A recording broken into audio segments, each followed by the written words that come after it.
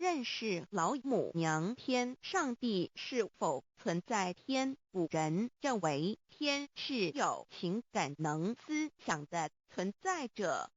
孔子说过：或罪于天，无所导也。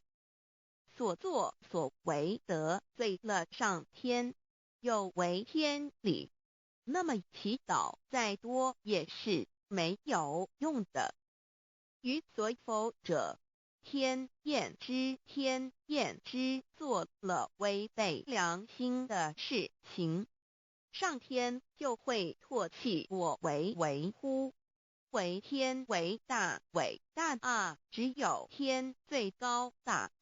孔子、孟子思想中，天似乎也是能安排一切的主宰。孟子也说过：天将降大任于斯人也，必先苦其心志，劳其筋骨，饿其体肤，空乏其身，行拂乱其所为。